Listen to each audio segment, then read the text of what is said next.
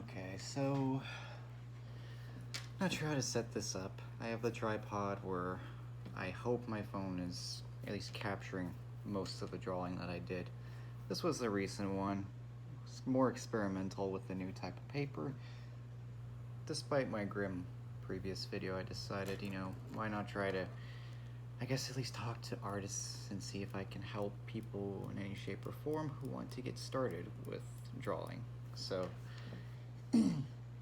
rather than try to, add to the drawing, which I actually already like how it's finished, I'll talk about the materials that I used and what techniques I used just to get this realistic effect.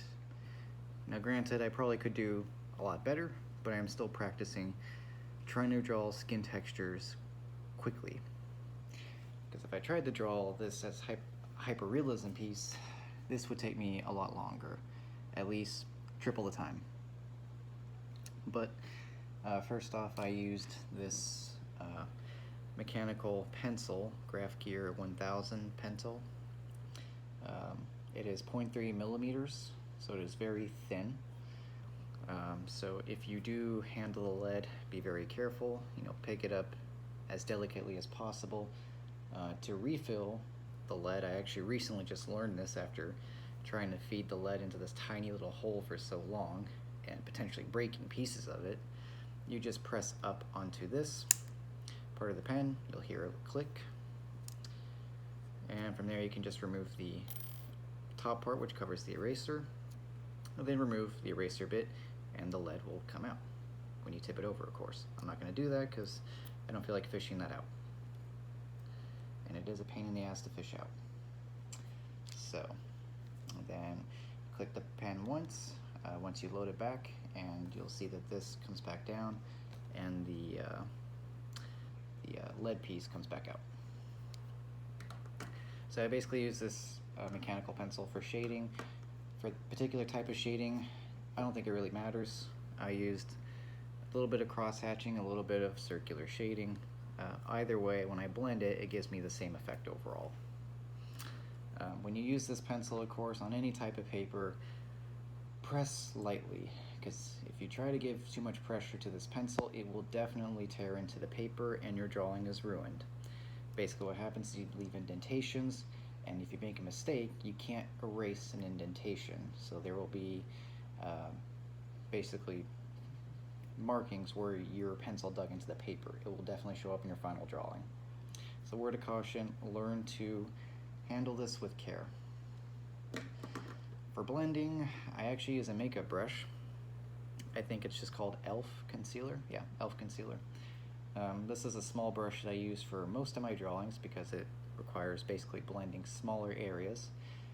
If you want to overall do shade larger areas, you can use a makeup brush, a larger one, something of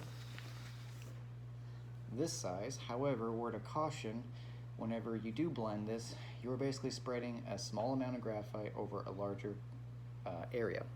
So your drawing is going to look very, how should I put it, monotone. So if you shade dark in one area and then you shade light in another area and you blend it, well, it's all going to come out the same shade. So you're going to have to go back over certain areas that you want darker with the pencil again. So word of caution when you use this, apply it in layers. When you get to smaller areas, like, for example, the creases of the cheeks here, or when you try to shade these creases later on, use a smaller brush for blending. So, from there, say I wanted to shade the cheek area, I could have just shaded lightly over here and blended it with this makeup brush. But for the smaller, darker areas, I would shade with the smaller brush because then you're only spreading the graphite over this smaller area, and it's still going to be dark, but it's going to be nice and blended. So no one can tell you actually drew this with a pencil. I also used this the Tombow Mono Zero eraser. It is a good, it's definitely a good eraser for highlights.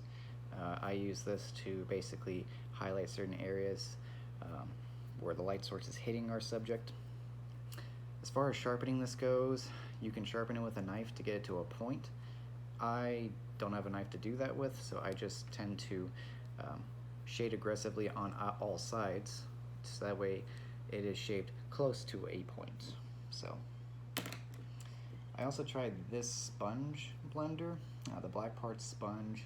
This is just a regular blending stump on this end, but I tried using this sponge blender for blending certain parts of this drawing, and it's okay. I would prefer the makeup brush over this. So those are just some of the tools that I use in creating these pieces. Note, you don't need a lot of tools to create, photorealistic pieces or even hyper-realistic pieces. Granted, more materials, such as finer quality paper or, X-Acto knives to sharpen erasers, as well as, your fancy drawing pencils, like Faber-Castell. Those are great for drawing. So anyway, those are the tools that I use. Maybe another video I'll show myself drawing something, well, maybe drawing a realistic eye, going over that tutorial. But I do want to learn about the patterns for the creases in the eye. It overall seems like it's just a diamond-shaped pattern, but I do want to study the eyes a bit more before I actually make a video on that. So anyway, thanks for watching. Hope you like it, and I'll see you later. Bye.